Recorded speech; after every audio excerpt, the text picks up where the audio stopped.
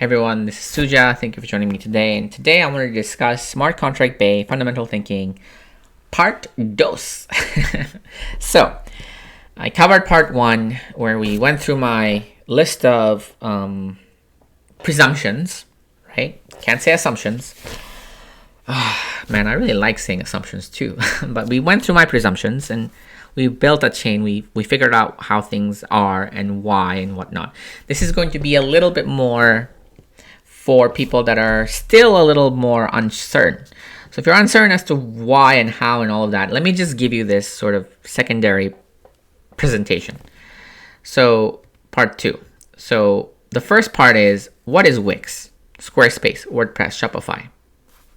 Anyone? Bueller? Well, they're basically, at their core, they're content management platforms or systems. Either or, right? You can say systems or platform. Doesn't really matter. It doesn't really make a difference. That's what they are. So then in that context, what are Wix app market, Squarespace extension, WordPress plugin, Shopify extensions, etc.? Well, think about what it does. These things extend the functionality of the platform. So they're basically functionality scripts. They extend the functionality of the platform, or they bring out access functionality that is not necessarily within the core functionality. If you think of it like, these platforms are like operating systems. These scripts are like apps on the operating systems. I hope that makes sense. So here, I gave you guys a summary, Wix, Squarespace, WordPress. If you look at this and you look at what functionality do they add? Well, all these billing, content, taxes, design, marketing, blah, blah, blah, are kind of repeated by the same, they're repeated in all of them. But different, platforms specialize in different things, right? They're differently niched. So Squarespace is not Shopify. WordPress is not Squarespace. Wix is not, Shopify or WordPress or whatever. But again, they sort of serve similar functionalities, but they serve different markets with those functionalities. So they all coexist, and they all do basically the same stuff, right? With Shopify, the idea is it's just Shopify, It is primarily for e-commerce. WordPress, you can use WooCommerce and whatnot. In Squarespace, you can use extensions. Anyway, so you get the idea. So, all right, I want you guys to think about what a blockchain really is. What is a blockchain? Really, right? When it comes down to it, a blockchain is really a transaction management system or platform. And you want to remember that, TMS, right? Think about it. Every single blockchain that has existed, is existing, and will exist at the core of its functionality using really, really clever cryptography. They do this specific function, which is they manage transactions. That's it. That's all they do. Now, again, they do it in a very clever way, through amazing use of cryptography, through different network systems. Yes, but again, the functionality here is it's a transaction management system. Right? Perfect. But then if these are transaction management systems, what the hell are smart contracts? Well, they are functionality scripts, right? Think about what the smart contracts do. They extend the functionality or add the functionality, or they bring out the functionality inherent in the platform, right? So, you can have Ethereum, Tezos, Cosmos, Cardano, and the whole list of it. They can all have smart contracts, but again, what are the smart contracts doing, right? They're adding ICOs, gaming, NFTs, all these other functionalities to the smart contract, to the TMS. So, excuse me. Everybody see the connection between this and this, right? All these content management systems have extension functionality scripts, which are called extensions, plugins, app market, whatever. They add functionality to the core.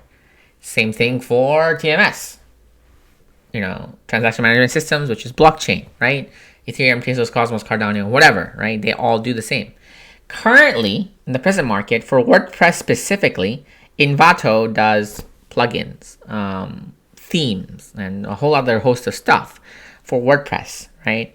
Squarespace, Wix, and Shopify all have their own markets. They don't rely on third-party market to deal with it. They have their own, which is fantastic and good for them. But as you can see, in the future, we're going to need a marketplace like Envato for like the blockchain space, right? In the blockchain space, you have all these smart contracts all sort of laid out in different ecosystems. Fantastic, fine. But at some point, we're going to need sort of a central place to sort of see, okay, I want to buy a crypto, kitty smart contract, but the smart contract is not like deployable on Ethereum. I need to have it for Tezos. So some developer somewhere develops a Tezos-based CryptoKitty smart contract. You go to smart contract bay, you buy it, and then you execute it, and now you have CryptoKitties on Tezos. Great, right? Fantastic. So that's what we're trying to actually aim for in the future. That's what I see the future being for smart contract bay. Okay, so I gave a side note about Envato. You can only themes and other function. Okay, so a lot of the people usually think about problem solution, right? I actually think more about market creation and future problem, future solution. So presently, there's not a problem here because everything's fragmented. There's not a single platform that does, how would you say it? That sort of dominates, aside from Ethereum. But again, we're still in the very early phases. So right now, there's not much of a problem. But in the future, there are going to be many TMS, transaction management, but not one place to organize all the smart contracts in various categories and see pricing and their info.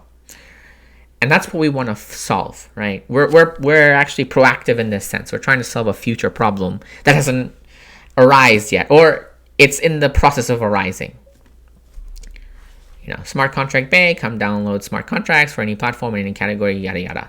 Gaming ICOs, NFTs, whatever you want to do. And then I did the model here. When I was doing this one was, this whole presentation was done prior to my fundamental thinking presentation, the part 1. And this was years ago. So I was thinking about, on-site related monetization, but I'm going to go the token route, right? I think tokens will become the most coveted thing in blockchain space in the future, in the same way data has become the most coveted thing in web development now. So, you can do Brave ads, you can do on-site promotions of devs, etc., whatever. But I think other parts will also emerge. But for me, I think the tokenization part is what I find most interesting. So that's how I'll make money off of this, is I'll tokenize the actual transaction via the token, and the token will have value mainly because it has utility. It's a means by which you can buy smart contracts. So there we go. Neat PowerPoint. I don't see it. So a lot of people will come at this point and they won't see it, and that's fine. I can't expect people to see the future that I barely see, right? So I want to wish all of you who don't see it good luck. And I want you all to wish me good luck because, it is risky. It is not easy to do all of this. But if I am correct, this is where things are going to be. And I'm going to bet on myself. I'm going to gamble on myself and myself being correct about all this. I might be completely wrong. But, you got to gamble on yourself when you're alive, right? People end up dead. So before you die, you should probably gamble on yourself at least once or twice. Then you have no regrets, right? So, wish me luck. Thank you so much for watching, and I'll see you guys in the next one. Bye.